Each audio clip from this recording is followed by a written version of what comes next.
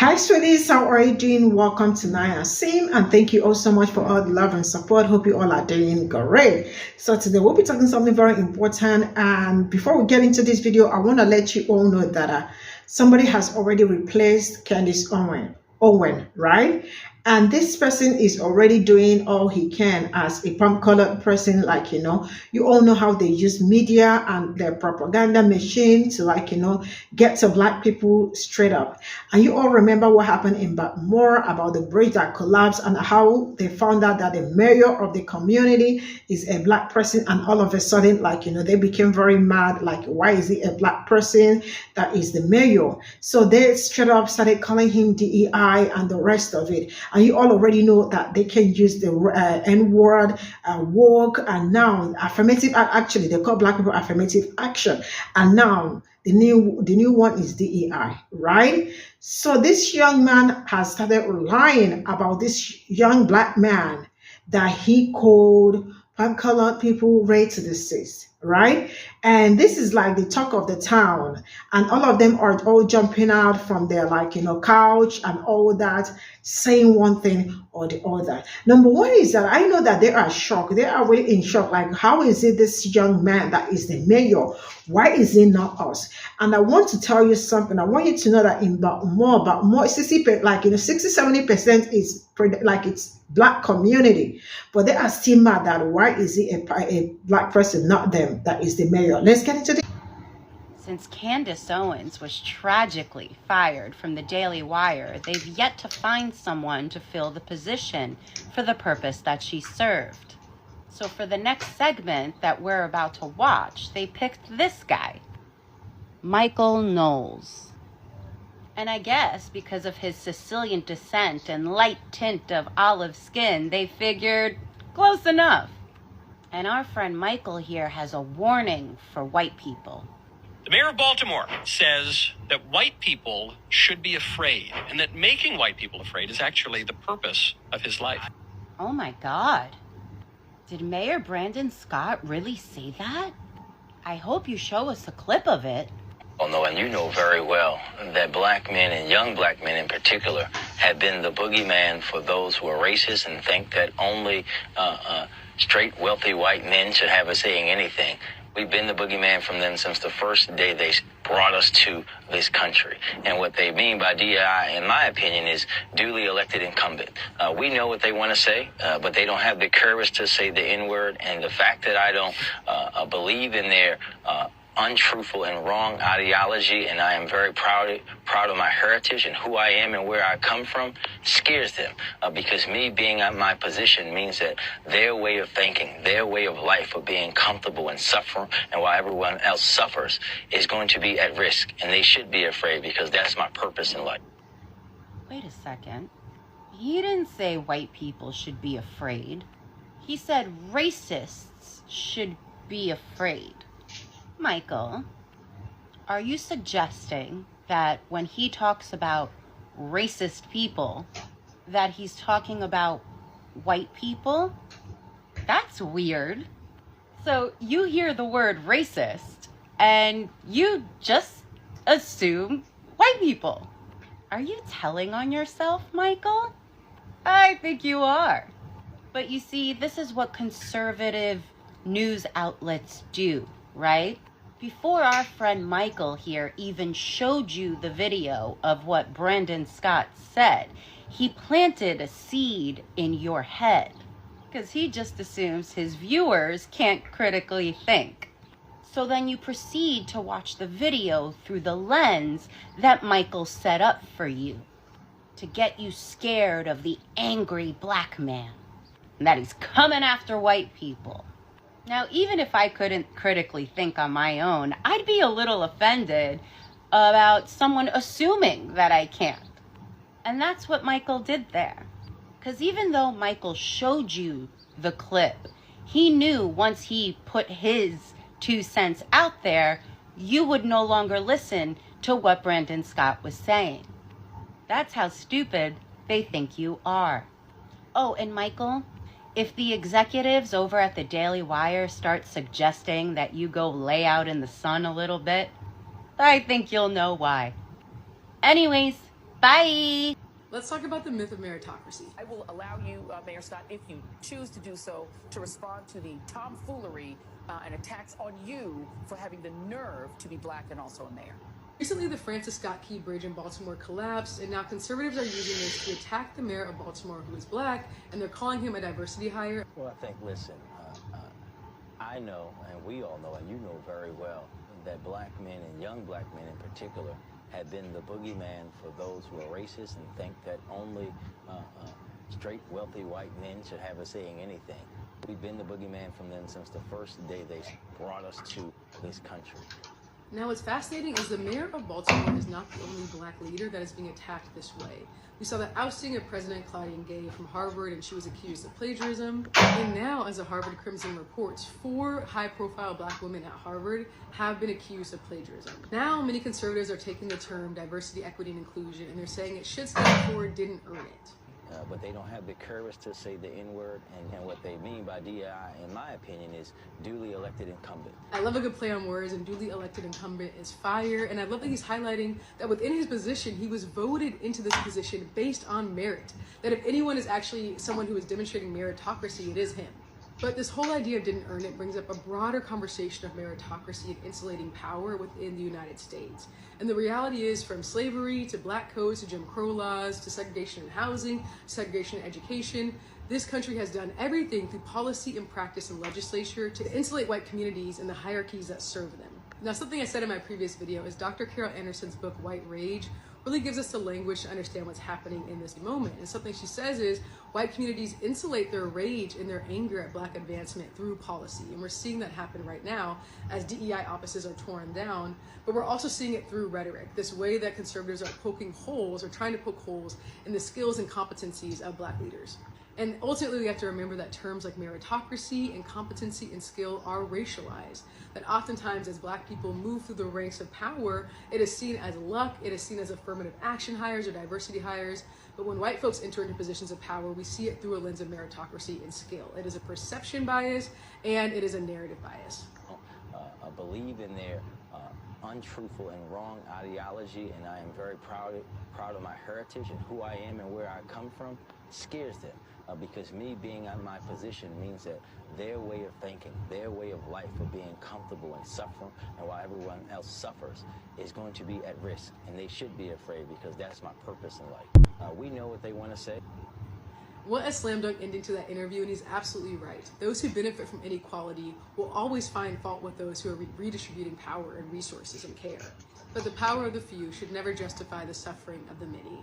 And thank you so much for watching. My name is Ciara. I'm a DEI consultant and a theologian, so follow me for more content like this. I will never forgive y'all for making the Francis Scott Key Bridge thing racist. Like, how did y'all manage to make this bridge falling about race? This is the mayor of Baltimore. He's been the mayor since like 2020. And yet today, when he has to address the public, he's being called a diversity hire. Like, are y'all okay? This is the tweet that kicked it all off. This is Baltimore's DEI mayor commenting on the collapsed Francis Scott Key Bridge. Like, DEI mayor? Why was that necessary? And furthermore, what are you talking about? Baltimore is over 60% black. In fact, if the mayor wasn't black, that would be the DEI hire. Y'all are so dumb, it hurts. Then we had this exchange. Yes, that is Baltimore's mayor. What is the issue? Is it because he is young, or is the real reason you tweeted this is because he is black? This moron tweets back. Nah, it's just the Letterman jacket, but I'm sure most of the posts are subconsciously racist for sure. The jacket, thank God for this queen who tweeted. The jacket literally says the city of Baltimore. He was at the scene before most other officials, and you are judging his style of jacket? Get the F out of here. We know why you all are really judging, but don't have the balls to say it. And again, Baltimore is over 60% black, and these are literally the elected officials of the city. Like, y'all need to pick up a book, go outside, get a job, I don't know. It's just stupidity. But the most idiotic and racist theories had to do with their newest boogeyman: diversity, equity, and inclusion, DEI. A Republican congressional candidate in Florida tweeted, that DEI did this. And a right-wing blue check account that's been boosted by Elon Musk in the past just blew straight past the dog whistling, tweeting to its 276,000 followers, quote, Baltimore's DEI mayor commenting on the collapsed Francis Scott Key Bridge, it's going to get so much worse. Prepare accordingly. The post included a clip of Baltimore's black mayor, Brandon Scott. I cannot believe I have to say this.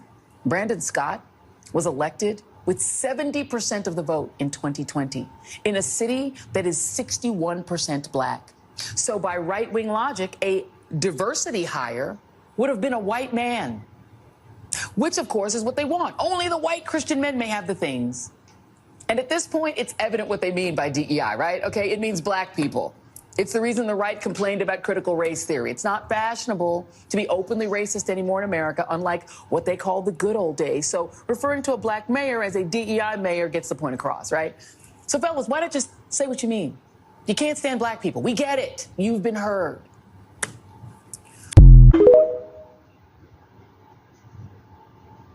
I want to tap into this whole discourse around racists using DEI as the new slurs, the new N-word, and I want to use Qasim's tweet as an example. If you don't know who Qasim is, he's running for office in Illinois. He's amazing. Check him out.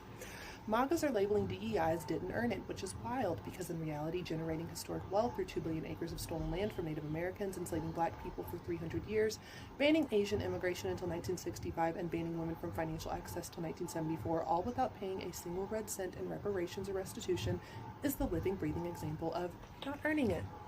I love that explanation. I agree with it. And I think it's kind of funny when I get MAGA nuts and racists coming to my comments, calling me an affirmative action lawyer or a DEI pick. And the funny thing is, when you are the DEI pick, it's not that you didn't earn it. It's that we typically have to do more than everyone else to earn what we have.